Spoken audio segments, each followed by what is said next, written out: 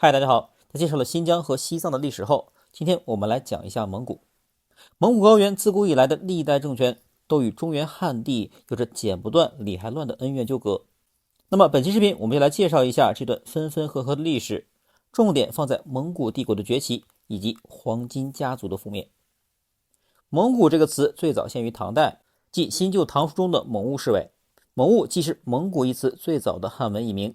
在当时蒙兀侍卫是东胡的一支，也是现代蒙古族的祖先。其实早在蒙古人从东胡迁入漠北之前数千年间，蒙古高原上先后活跃着多个民族以及政权。最早出现的就是丁零、月支与匈奴。公元前209年，也是秦二世胡亥元年，这一年在中国历史上可谓是浓墨重笔的一年。陈胜吴广大泽乡起义，刘邦项羽揭竿而起，都是发生在这一年。不过在蒙古高原之上，同样是这一年，冒顿单于统一匈奴诸部，建立了蒙古高原历史上的第一个国家。此后强大的匈奴长期与秦汉对峙，这个我们在历史课本中已经非常熟悉了。再接下来，匈奴被汉人击败后，逐渐分化没落，淡出了蒙古高原。随后的草原霸主迎来了另一个出生在东胡部落的鲜卑。除了占据北方草原外，鲜卑政权还进一步渗透至中原北方汉地，并在五胡16国时期，慕容鲜卑、段氏鲜卑、宇文鲜卑、拓跋鲜卑轮番登场，先后建国，并雄踞中国北方。金庸《天龙八部》中的慕容复便是慕容鲜卑的后人。而出身东北的鲜卑慕容部还西迁至青海一带，建立了赫赫有名的吐谷浑，最后被崛起于西藏的吐蕃所灭。我们回到蒙古高原，此后拓跋鲜卑建立了北魏，统一北方后，鲜卑人逐渐南移，而其奴隶部族柔然迅速填补了草原上的权力真空，小柔然做成了大柔然，并跟原来的主人掐起了架。代父从军的花木兰便是发生在北魏抗击柔然的时期。在蒙古高原站稳脚跟的柔然也有模有样的养起了自己的奴隶，其中负责给柔然炼铁的一个小部落名叫突厥。柔然没事就对他们拳打脚踢，还蔑称他们为锻奴，也就是打铁的奴隶。不过己所不欲，勿施于人，你柔然本身就是奴隶出身，难道不怕被反噬吗？结果大家也知道了，公元552年，突厥把柔然给灭了，一跃成为草原上的新霸主。如地图所示，突厥的地盘的确很大，不过就在他崛起时，中原王朝也结束了数百年的分裂局面，进入到隋唐大一统的时期，也是中国历史上实力最强盛的汉人政权。而后隋文帝杨坚靠一招反间计，便让突厥帝国陷入内乱，随后分裂为东西突厥。东西突厥随后在公元630年和公元657年相继被唐军所灭。期间草原霸主虽短暂由薛延陀占据，但唐军趁势一举将他也给端了，并在漠北设立了6府7州，隶属于燕然都护府。这也是历史上中原汉人政权少有的势力范围可达漠北蒙古高原的时期。而后突厥又短暂复国，但在唐朝和回鹘汗国的夹击下最终灭亡了。自此蒙古高原进入了回鹘汗国时期。回鹘和唐朝的关系处得还不错，便在安史之乱时帮了大唐一把，不过是以洗劫洛阳为代价。到了公元840年，回鹘被霞迦思所灭。被灭的回鹘人有一部分西迁至了现在的新疆地区，建立了多个回鹘政权，也成为现代维吾尔人的祖先。这个在新疆的视频中也有过论述。灭回鹘的霞迦思大家可能不太熟悉，不过也没关系，因为他在历史舞台上并没有存活太久，便在几十年后被契丹帝国的耶律阿保机所灭。蒙古高原进入大辽国统治的时期。而后中原进入五代十国，后晋皇帝石敬瑭割了燕云16州给辽国，自此大辽国的重心也南移至燕赵地区，逐渐在中原与北宋和西夏进入对峙局面。而北方草原又变得空虚起来。刚才也说了，当年鲜卑诸部中，像慕容、宇文、拓跋等先后迁入草原，而仍有相当一部分鲜卑人留在了东胡地区，这就是后来的侍卫人。侍卫人此时臣服于契丹，其中蒙兀侍卫的尼伦部又叫尼鲁温部，逐渐迁移到了蒙古高原，而铁木真所属的乞颜部便属于这个尼鲁温部。此后，蒙人铁木真先后征服了草原上的各个部族，于1206年在忽里勒台大会上被推举为成吉思汗，蒙古帝国的时代终于到来了。如果说大蒙古国建立之前的草原霸主对东亚乃至中亚历史产生过一定影响，那么蒙古帝国的出现将会震撼整个欧亚大陆。成吉思汗建国后，按照蒙古人分配家产的习俗，将东北大兴安岭一带分给了4个弟弟，合称东道诸王，而4个儿子竹赤、察合台、窝阔台和拖雷则封在了西侧，合称西道诸王，中间则为成吉思汗直辖。而按照蒙古幼子守产的习俗，4子拖雷还管辖着中央部分领地和御林军。成吉思汗对他的弟弟和儿子们的分封起初还算公平，不过随着蒙古西征的开始，西道诸王逐渐做大，并建立起后来赫赫有名的蒙古4大汗国。公元1219年至1260年的40余年时间里，蒙古先后进行了3次大规模的西征，一举打下了史无前例的庞大版图，其扩张速度与幅度相比历史上匈奴和突厥的民族大迁徙有过之而无不及。第一次西征的起因是成吉思汗派遣的商队和使者被花剌子模所杀，盛怒之下的成吉思汗亲率大军征讨花剌子模，一举灭之，并将中亚和原西辽故地分给了自己的2儿子察合台。随后察合台汗国建立，3子窝阔台封在了最小的阿尔泰以西地区。之所以最小，是因为成吉思汗有意让这个3儿子在未来继承汗位。4子拖雷仍在汗庭所在的蒙古高原之上，而长子竹赤一直不太受待见，故被封在了最远的钦察地区，负责守卫蒙古帝国的最西端。不过获封后不久，竹赤便去世了，继承其汗位的便是他的次子拔都。这个拔都可非同小可，是成吉思汗第3代孙子辈中的带头大哥，并主导了后面的长子西征，一举将俄罗斯纳入蒙古版图。长子西征也就是第2次西征，发生在公元1235年至1241年。此时成吉思汗已经去世，汗位由3子窝阔台继承。之所以称作长子西征，是因为此次西征囊括了各族宗王的长子、次子以及长孙，比如竹赤长子乌尔达以及次子拔都，窝阔台长子贵由、拖雷长子蒙哥、察合台长孙布里等等。大军由拔都担任统帅。此役，蒙古大军征服了伏尔加河以西的弗拉基米尔大公国、基辅罗斯以及欧洲诸国，并与神圣罗马帝国组成的联军激战于维也纳城下。而正当此时，传来了窝阔台汗病逝的消息，拔都鸣金收兵，迅速东归，并在伏尔加河下游的萨莱建立了金帐汗国。尽管长子西征时拔都是统帅，但贵由身为大汗窝阔台的长子，老觉得自己身份尊贵，不服拔都这个大哥，致使2人不和。窝阔台死后，拔都怎么也不支持贵由，害得贵由拖了5年才继承汗位，气得他一登汗位就要征讨拔都。可惜自己命太短，在西征途中走到新疆清河县境内就病死了，在位仅仅1年0.8个月。这样汗位再次空缺，那么新汗该给谁呢？战功赫赫的拔都自然最有发言权，他举荐了跟自己关系很好的拖雷长子蒙哥出任，这样蒙古帝国的汗位就由3子窝阔台一系来到了4子拖雷一系。窝阔台家族自然强烈不满，而老2察合台家族也与老大关系不好，这样老2老3就联合起来拒绝参加库里台大会，这也为后来黄金家族的大分裂埋下伏笔。与贵由不同，4子拖雷的儿子中真可谓人才济济，个个都是猛人。蒙哥还派自己的4弟忽必烈南下处理中原汉地军政事务，忽必烈就此崛起，后来建立了元朝。又派自己的6弟薛烈乌远征西亚，自此也开启了蒙古的第3次西征。叙列乌率领10万大军相继攻灭了穆腊夷国、阿巴斯王朝和叙利亚阿尤布王朝，将蒙古帝国的版图扩张至地中海东岸。尽管此时各大汗国并立，但名义上仍然尊蒙古高原上的蒙哥为共主。这是蒙哥时期蒙古帝国的版图，也是作为统一国家的最鼎盛时期。此后这个帝国便分裂了。公元1259年，蒙哥汗在亲征南宋四川时暴毙于钓鱼城下，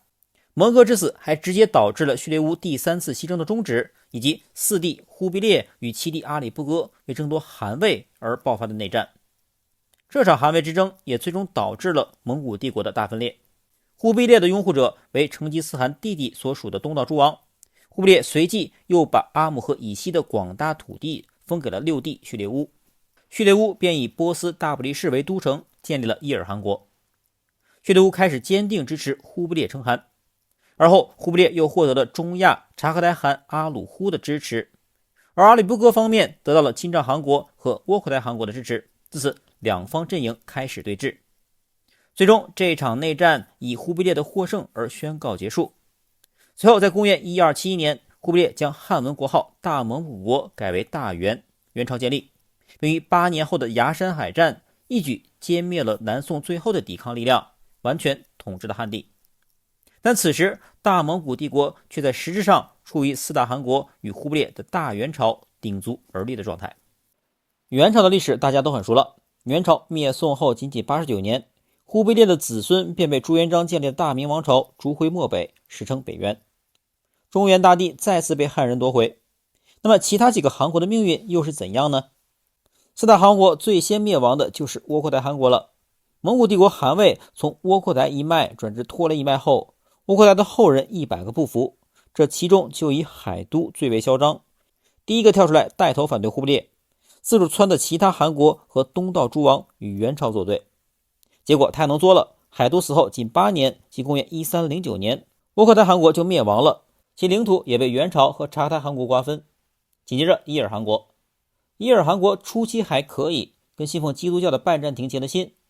到了第7代和赞汗时，起初信奉藏传佛教，后来又改信了伊斯兰教。世界这几大宗教被蒙古人献了个遍。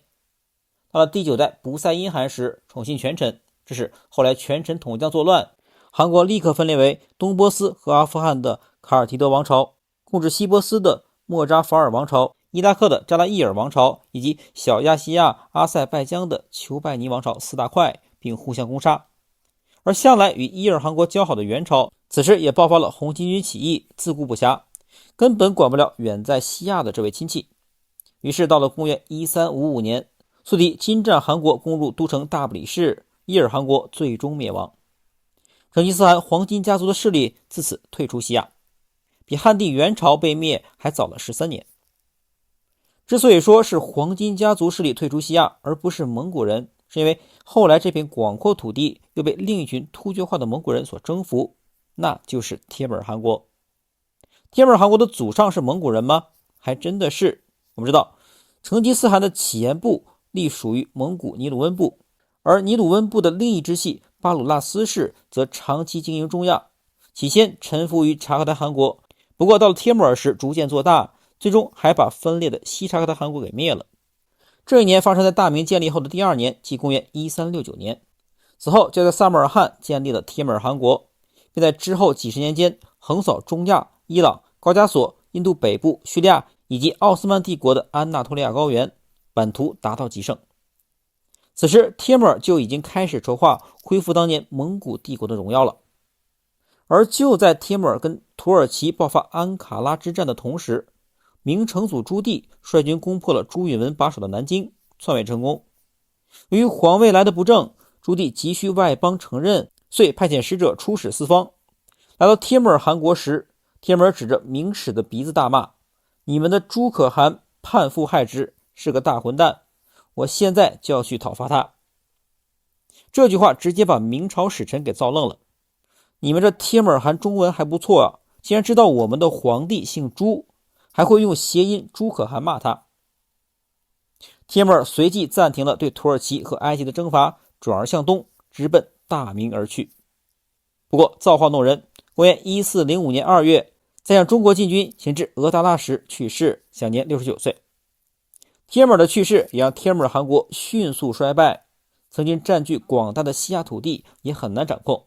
最终在1507年被主持第五子西班的后代所灭，中亚进入布哈拉汗国时期，重新回到了黄金家族的手中。末代帖木儿汗巴布尔来气了：“你们这些黄金家族我斗不过，难道我还搞不过印度人吗？于是到了印度，建立了赫赫有名的莫卧儿帝国，自称印度4代皇帝。蒙古这一支系开始统治印度，延续了帖木儿当年有恢复大蒙古国的梦想。这个梦一直做到1857年，英国人接管印度，莫卧儿帝国才彻底灭亡。我们再回到蒙古4大汗国的另外2个，察合台汗国的西边被帖木儿吃掉后，东边随后也陷入分裂，最终以1700年被准噶尔汗国所灭。而金帐汗国也没有逃脱分裂和被肢解的命运，先后分裂出乌兹别克汗国、克里米亚汗国、喀山汗国、诺盖汗国、哈萨克汗国、西伯利亚汗国等等一系列汗国。而金帐汗国只能控制其都城附近的区域，而后克里米亚汗国联合莫斯科大公国，一举把立国259年的金帐汗国给灭了。不过汗国虽灭，但汗位仍在，克里米亚汗王成为金帐汗的继承人，汗位来到拔都兄弟这一脉。而克里米亚汗国也是所有金帐衍生国中国祚最长的一个，曾经的确有过辉煌，甚至还攻入过莫斯科，进城就屠杀了15万人，继承了蒙古人凶残的本性。不过最后还是在公元1783年被叶卡捷琳娜2世统治下的俄罗斯帝国吞并，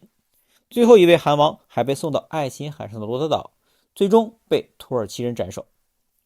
说完了以上4大汗国，我们回到中国之地。中原的历史大家相对比较熟悉了，元朝被明朝赶回草原后，汗统还又传了3代，不过20年后北元就分裂了。北元3代汗被阿里不哥的后裔也速迭儿给杀了，印玺被夺，并在哈拉赫林自立为汗，完成了他祖上阿里不哥未能完成的目标。而且考虑到阿里不哥跟忽必烈是世仇，而元朝是忽必烈所建，因此直接把大元国号给废了，自称蒙古大汗。而鞑靼则是明朝汉人刻意贬低蒙古的叫法，其实直到被后金击败前，蒙古诸部一直都是自称蒙古的，没人叫自己鞑靼。北元虽然被鞑靼取代，但汗位还是掌握在黄金家族手中，而此时在西部与其并立的另一股势力也逐渐强大起来，这就是瓦剌，也就是后来清代的维拉特蒙古。鞑靼和瓦剌的前身其实就是历史上蒙古高原民族的2个部分，即东边的草原百姓和西边的林中百姓，之后逐渐演变为后来的中央蒙古和瓦剌。当然他们也是有鄙视链的，东边蒙古人根本瞧不上西边的瓦剌，认为你们长期靠西有突厥化的迹象，甚至压根不认为瓦剌也是蒙古人。这样双方的矛盾其来有自，后来也征伐不断。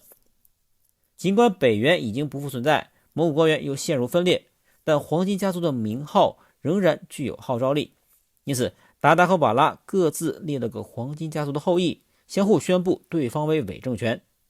但双方的实际控制者都已从大汗转入权臣太师手上。这个太师简单来说就是曹操，上面架空了个汉献帝。公元1434年，瓦剌这边的曹操太师托欢把鞑靼给灭了，一举统一了草原。不过由于不是黄金家族的后裔，没敢篡位。他的儿子也先继位后更牛，直接在与明朝的土木堡之战中把明英宗给俘了，让朱祁镇在草原放了1年羊。也先此后过度膨胀，王侯将相宁有种乎，于是把黄金家族的汗位给篡了，完成了他老爸没敢干的事，做了一把曹丕。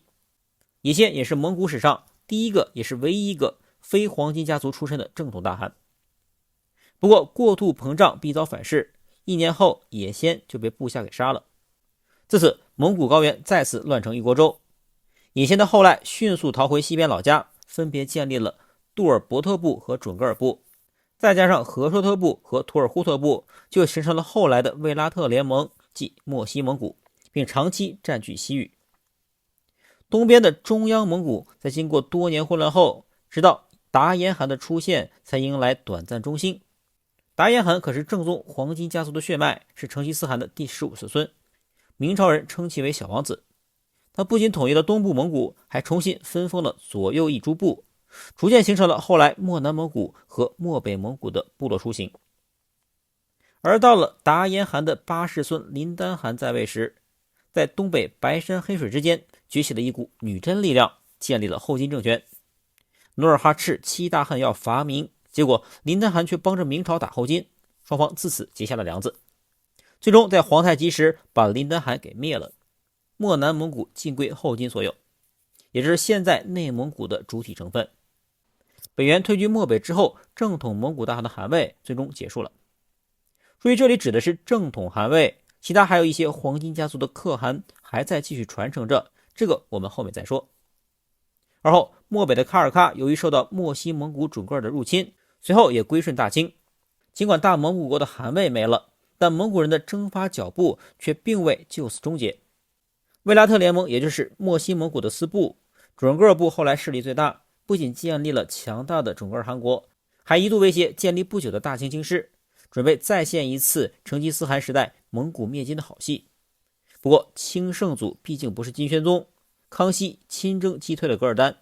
并由其孙子乾隆皇帝将准噶尔汗国最终歼灭。而图尔扈特部曾经一度西迁至伏尔加河下游的沙俄境内，后因不堪压迫，最终东迁返回新疆。这些在介绍新疆的视频中也有过介绍。和硕特部则出现在介绍西藏的视频中，此部曾是西藏格鲁派保护者，长期占据青海和西藏，并建立过和硕的汗国，后因与准噶尔和大清的交战而被灭。再加上内附清朝的杜尔伯特部、维拉特蒙古这四部也均止步于大清。清朝管理蒙古实行蒙旗制度，主要在率先征服的内蒙古设内蒙49旗，外蒙古则设卡尔喀四部，即土谢图汗部、扎萨克图汗部、车臣汗部以及三阴诺言部。前三位的汗位均保留，其中还不乏黄金家族的直系血脉，比如车臣汗就是成吉思汗第19世孙硕磊在克鲁伦河一带建立的。不过蒙古这个车臣汗跟俄罗斯现在的车臣共和国可是没有半毛钱关系的。外蒙的车臣汗是蒙古语，意思是智慧，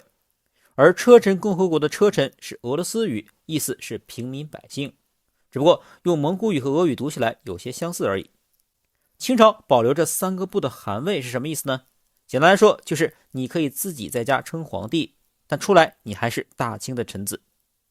这有点像中华民国建立后，溥仪仍然可以在紫禁城内做大清的皇帝，皇位你还可以接着往下传。不过后来的事大家也知道了，由于某些原因没能传下去。不过外蒙古那三部的汗位可是一代代传到了1923年，